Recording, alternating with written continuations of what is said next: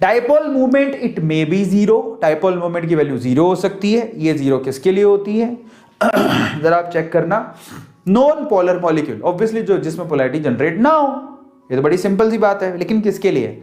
Generally आपको mu की value zero दिखेगी। देखो जनरली, हर जगह एक्सेप्शन होते हैं, मैं उनकी बात नहीं कर रहा हूं। अदरवाइज जिसके पास लोन पेयर नहीं होते, जनरली जिनकी शेप ज्योमेट्री के बराबर होती है, उन पे डायपोल मोमेंट हमेशा जीरो ही होता है, ऑलमोस्ट, एक्सेप्शन को छोड़ के, ठीक है। और डायपोल मोमेंट नॉन जीरो भी हो सकता है, ये पोलर होती है। ये जिनकी डायपोल मोमेंट नॉन जीरो वो पोलर होते हैं, और जिनकी डायपोल मोमेंट जीरो होती है वो नॉन पोलर होते हैं। तो एग्जांपल देखते हैं आप जरा जीरो वाले, जैसे कि आप खुद ही सोचो, क्लोरीन ने अगर क्लोरीन के साथ बॉन्ड बनाया तो नॉन पोलर है। क्यों? डायपोल मोमेंट जनरेट क्यों होता है, इसकी सिचुएशन भी समझो। डायपोल मोमेंट एक्चुअली जनरेट होता है इलेक्ट्रोनेगेटिविटी के डिफरेंस की वजह से, अदरवाइज तो होगा ही नहीं। तो यहां पर अगर आप देखोगे तो क्लोरीन ने क्लोरीन के साथ बॉन्ड बनाया, और क्लोरीन आपस में इलेक्ट्रॉन को तो नहीं खींच सकते। क्यों? क्योंकि इसकी इलेक्ट्रोनेगेटिविटी और इसकी इलेक्ट्रोनेगेटिविटी तो सेम है। सो यहां पर पोल जनरेट ही नहीं होंगे, तो ये बेसिकली क्या होंगे नॉन पोलर। ये तो आपको पता है, ये दैट्स वेरी इजी। एंड एक और मॉलिक्यूल लेते हैं CO2। अब यहां पर सीन कुछ अलग है, यहां पर हालांकि इलेक्ट्रोनेगेटिविटी में डिफरेंस है, oxygen is more electronegative than carbon. तो यहां पर जो डायपोल मूवमेंट की डायरेक्शन है वो कार्बन से ऑक्सीजन की तरफ है।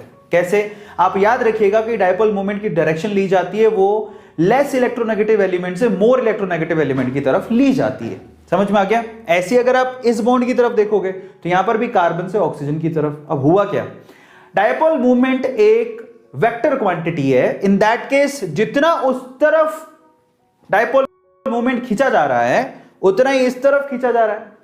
समझ में आ गया? तो ओवरऑल एक दूसरे को क्या करेंगे, कैंसिल। तो इसका डायपोल मूवमेंट भी क्या होगा, जीरो। क्लियर? अब जैसे एक और एग्जांपल लो, जैसे कि यहां पर ट्रांस 1,2 डाइक्लोरोइथीन।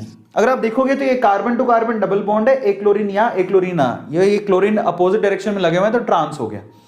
अब इसका डायपोल मूवमेंट भी जीरो है। क्यों? कार्बन से क्लोरीन की तरफ डायपोल की डायरेक्शन इस तरफ, और यहां पर भी कार्बन से क्लोरीन की तरफ ही है, तो अपोजिट हो गया ना एक दूसरे से, तो यहां डायपोल मूवमेंट जीरो होगा। This is how you can predict it. Non zero कहां होता है?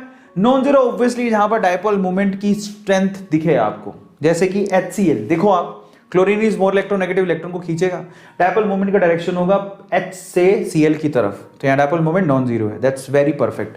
एक और एग्जांपल ले लो, जैसे कि H2O में जरा ध्यान से चेक करना, यहां पर होता क्या है, hydrogen is less electronegative, hydrogen से ऑक्सीजन की तरफ डायरेक्शन जा रही है, हाइड्रोजन से ऑक्सीजन की तरफ डायरेक्शन जा रही है, वेक्टर क्वांटिटी है। और मजे की बात देखो, ऑक्सीजन से ऊपर की तरफ, क्योंकि लोन पेयर ऊपर होते हैं, ऑक्सीजन से ऊपर की तरफ क्यों जा रही है? क्योंकि लोन पेयर ऊपर की तरफ बनाते हो, आपको पता होगा ना लोन पेयर, देखो ये लोन पेयर, और वैसे भी देख लो ये भी दोनों ऐड ही हो रहे हैं।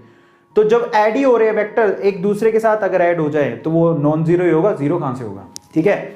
एक और एग्जांपल देखो, एक और एग्जांपल में आपने सिस वाला एग्जांपल लिया, पिछली बार ट्रांस लिया था, इस बार सिस लिया है।